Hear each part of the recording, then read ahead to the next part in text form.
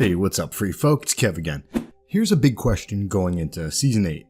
Are there any more Children of the Forest, otherwise known as those who sing the Song of Earth, or singers for short? So what's up? Did the last of the singers die in the Hold the Door episode of Season 6? Fans hold divergent views on this. Some fans believe that there are singers hiding in the woods near weirwood trees. The most likely place they might be hiding is the Isle of Faces. This is the place where the singers and the First Men allegedly signed a peace pact about 10,000 years ago.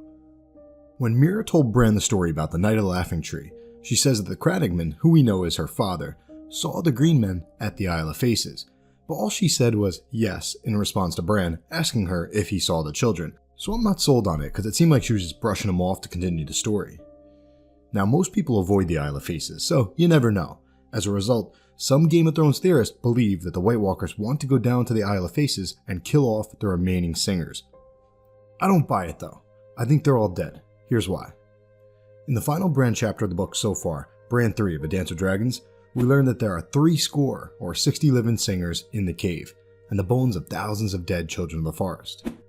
Leaf is 200 years old, and she's the only singer that can speak the common tongue. So Bran asks Leaf, "Where are the rest of you?" She responds, "Gone down into the earth, into the stones, into the trees.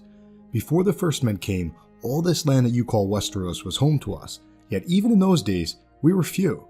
The gods gave us long lives, but not great numbers, lest we overrun the world as deer will overrun a wood where there are no wolves to hunt them."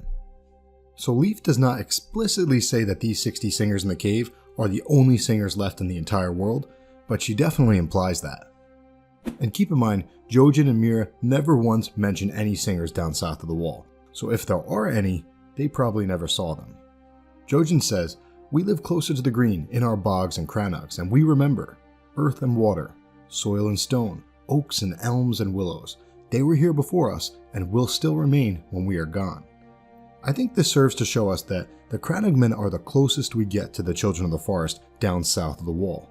They are short, they do not hold land, even their castles float around the marshes, and their lifestyle is primitive by the standards of the rest of Westeros.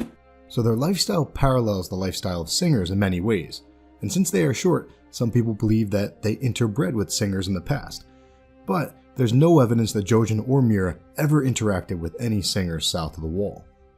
And here's the icing on the cake. Well, not the icing, it's pretty bitter. Leaf tells Bran that their numbers were always small so that they would not destroy the environment. And that was in their dawn of days, when their sun was rising, when they were thriving. She goes on to say that now their sun sinks. Their sun is long dwindling, the giants are almost gone. The great lions of the western hills have all been slain.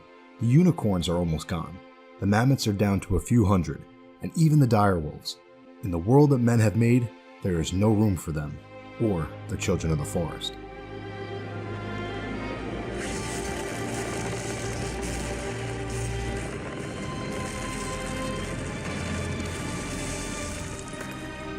Get Bran and run! So this is pretty clear foreshadowing that all the Children of the Forest are going to die, unfortunately. It's sad, right? Well, Bran thinks so too, and George R.R. Martin ends this soliloquy by pointing out that Leaf is sad when she says this. Not mad, just sad. Bran notes that men would not be sad. Men would be pissed. Men would hate and swear bloody vengeance. That's what men do. The singers sing sad songs where men would fight and kill. So yeah, I think a major theme of the story is the killing of children. The killing of the Children of the Forest. The killing of children in war. And in a more figurative sense, the killing of children by robbing them of the innocence of childhood. Robbing kids of the chance to let their minds wander and their hearts grow by doing things like selling them to the Red Temple as priests in the case of Melisandre and Thoros of Myr. Cutting them and training them to be unsullied, and selling them off for arranged marriages. It's total crap. So, if we run into any Children of the Forest in Season 8, I would be very shocked. I love the tinfoil brainstorming and I love that people have hope, it's pretty cool. But unfortunately, I think that the Hold the Door scene was supposed to be sad, not just because of Hodor, but because we saw the coolest species on the planet go extinct. What are you doing? Go!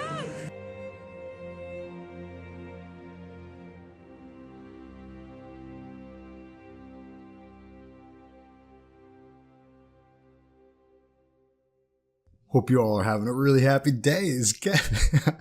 I'm out, guys.